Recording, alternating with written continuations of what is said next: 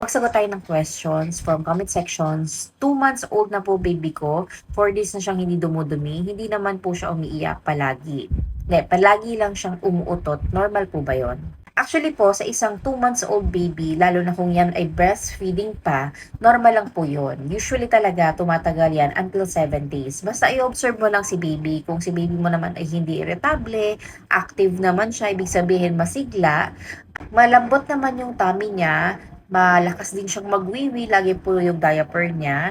Hindi siya umiiyak, hindi rin matigas ang tiyan. Normal lang po yun. Usually, umaabot talaga ng 7 days kapag breastfeed baby. Pag formula milk, may mga chances na umaabot din ng ganun. Pero usually, until to 4 to 5 days lang talaga na pupoops na ang mga formula feed babies. So, kailan mo ba dapat ipa-check up si baby? Kapag yung tummy ni baby ay napansin mo na matigas na yung tummy niya kapag kinapa mo, si baby ay hirap na, umiiyak na siya kapag dumudumi. Sobrang tigas na ng pupo niya na to the point na hirap na talaga siyang ilabas, meron na siyang discomfort or meron na siyang pain.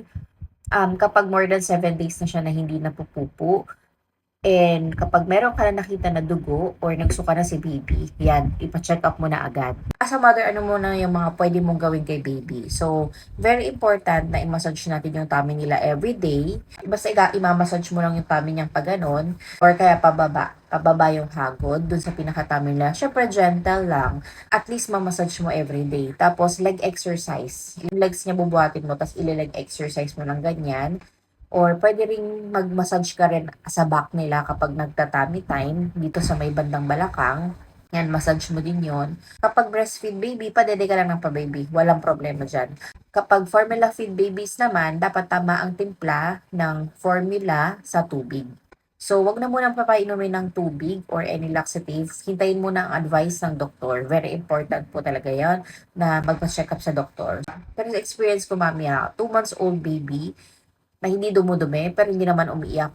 That is totally normal. Kasi alam mo, ang baby ko, maabot siya ng 6 days. 6 days yung pinakamatagal ng baby ko na hindi na poops. Pero since breastfeeding kami, para siyang mud, yung pagkatigas niya is parang mud.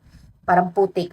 So, sa kanila matigas na yon. Huwag ka masyadong mag-worry kay baby mo. It is normal. Basta sundin mo yung sinasabi ko sa'yo na leg exercise and massage. So, yun lang. I hope this video helps you.